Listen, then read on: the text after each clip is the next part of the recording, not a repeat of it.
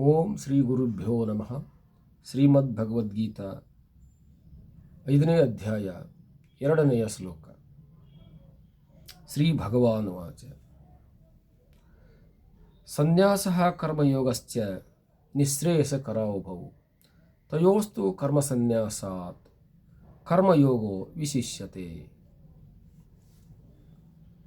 Sri Bhagavan said, the yoga of knowledge and the yoga of action both lead to supreme bliss. Of the two, however, the yoga of action, being easier of practice, is superior to the yoga of knowledge.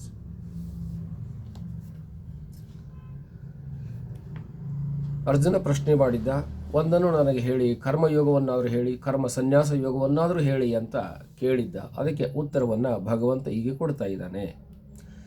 Karma yoga, ಕರ್ಮ ಸನ್ಯಾಸ ಯೋಗ ಅನ್ನುವಂಥದ್ದು ಎರಡೂ ಕೂಡ ಶ್ರೇಷ್ಠವಾಗಿದೆ. ಆ ಎರಡರಲ್ಲಿ ಕರ್ಮಯೋಗ ಅನ್ನುವಂಥದ್ದು ಉತ್ತಮ ಆಗಿದೆ ಅನ್ನುವಂಥ ಅಭಿಪ್ರಾಯವನ್ನು ಭಗವಂತ ಹೇಳ್ತಾ ಇದ್ದಾನೆ. ಕರ್ಮಯೋಗ ವಿಶಿಷ್ಯತೆ ಅಂತ ಹೇಳಿದೆ. ಕರ್ಮ ಸನ್ಯಾಸ ಯೋಗ ಅನ್ನುವಂಥದ್ದು, ಕರ್ಮಯೋಗ ಅನ್ನುವಂಥದ್ದು ಏನು ವ್ಯತ್ಯಾಸವನ್ನು ಹೊಂದಿದೆ ಅಂತಂದರೆ, ಕರ್ಮ ಸನ್ಯಾಸ ಯೋಗ ಅನ್ನುವಂಥದ್ದು ಜ್ಞಾನವನ್ನು ಆಧರಿಸಿಕೊಂಡಿದೆ. ಜ್ಞಾನಿಗಳಿಗೆ ಇದು ಸೂಕ್ತವಾಗಿರ್ತಕ್ಕಂಥದ್ದಾಗಿದೆ. ಯಾರು ಆತ್ಮಜ್ಞಾನಿಗಳು, ತತ್ವಜ್ಞಾನಿಗಳು, ಸ್ವರೂಪಜ್ಞಾನಿಗಳು, ಬ್ರಹ್ಮಜ್ಞಾನಿಗಳು, ಸರ್ವವನ್ನು ತೃಣವೆಂದು ತಿಳಿದವರು, ಸರ್ವಲೋಕವನ್ನು ರಂಜನೆ ಎಂದು ತಿಳಿದವರು, ನಿರಂಜನಾತ್ಮಕವಾಗಿರ್ತಕ್ಕಂಥ ಆತ್ಮಸುಖದಲ್ಲಿ ನಿತ್ಯ ನಿರಂತರವಾಗಿ ಸುಖಾನುಭವಿಗಳಾಗಿರ್ತಕ್ಕಂಥವರು ಜ್ಞಾನಿಗಳು. ಅವರಿಗೆ ಕರ್ಮ ಸನ್ಯಾಸ ಯೋಗ ಅನ್ನುವಂಥದ್ದು ಸೂಟೇಬಲ್ ಆಗುತ್ತದೆ. ಇನ್ನು ಸಾಮಾನ್ಯರಿಗೆ, ಸಾಧಕರಿಗೆ, ಬೋಧಕರಿಗೆ ಮತ್ತು ಸದ್ಯತ್ ಕಾಲದ ಜೀವನವನ್ನು ನಿರ್ವಹಣೆ ಮಾಡಿಕೊಂಡು ಹೋಗ್ತಕ್ಕಂಥವರಿಗೆ, ಭೂಲೋಕದ ವ್ಯವಹಾರದಲ್ಲಿ ನಿರತರಾದವರಿಗೆ ಮತ್ತು ಪ್ರಜೆಗಳ ರಕ್ಷಣೆಯಲ್ಲಿರುವವರಿಗೆ, ಜವಾಬ್ದಾರಿ ಇರುವವರಿಗೆ ಇದೆಲ್ಲವೂ ಕಾರಣವಾಗಿರುವಂಥದ್ದು ಕರ್ಮಯೋಗ.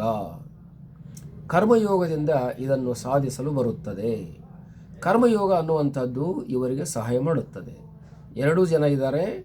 ಕೆಲವರು ಜವಾಬ್ದಾರಿಯುಳ್ಳಂಥವರು, ಕೆಲವರು ಲೋಕದ ಹಿತಕ್ಕಾಗಿ ಇರುವಂಥವರು ಇದ್ದಾರೆ. ಅವರು ಕರ್ಮಯೋಗಿಗಳು ಎಂದು ಅರ್ಥ.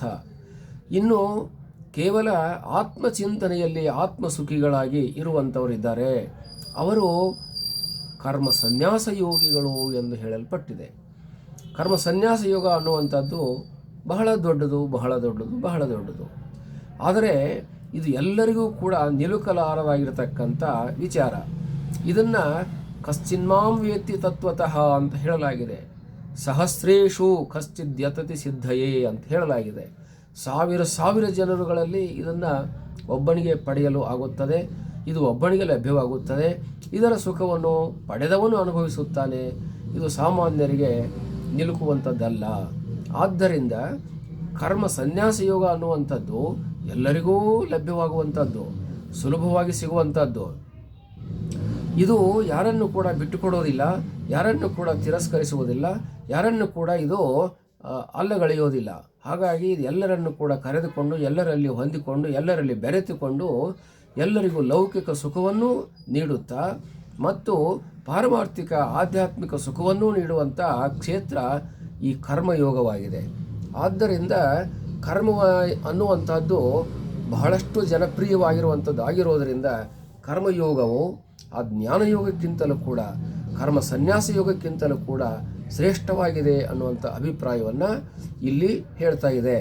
ಇನ್ನೂ ಏನಂತಂದರೆ, ಕರ್ಮಯೋಗ ಅನ್ನುವಂಥದ್ದು ಸಣ್ಣವರೂ ಮಾಡಬಹುದು, ಸ್ತ್ರೀಯರೂ ಮಾಡಬಹುದು, ಪುರುಷರೂ ಮಾಡಬಹುದು, ದೊಡ್ಡವರೂ ಮಾಡಬಹುದು, ಯುವಕರು ಮಾಡಬಹುದು, ವೃದ್ಧರೂ ಮಾಡಬಹುದು. ಎಲ್ಲ ಜಾತಿ ಜನಾಂಗದ ಮತ್ತು ಭೇದ ಭಾವಗಳಿಲ್ಲದಲೇ ಕರ್ಮಯೋಗವನ್ನು ಮಾಡುವುದಕ್ಕೆ ಅವಕಾಶವಿದೆ. ಆದ್ದರಿಂದ ಕರ್ಮಯೋಗವನ್ನು ಮಾಡು, ಕರ್ಮಯೋಗಿ ಆಗು ಅನ್ನುವಂಥ ಅಭಿಪ್ರಾಯವನ್ನು ಪರಮಾತ್ಮ ಇಲ್ಲಿ ಹೇಳ್ತಾ ಇದ್ದಾನೆ. ಹರಿ ಓಂ ತತ್ಸತ್.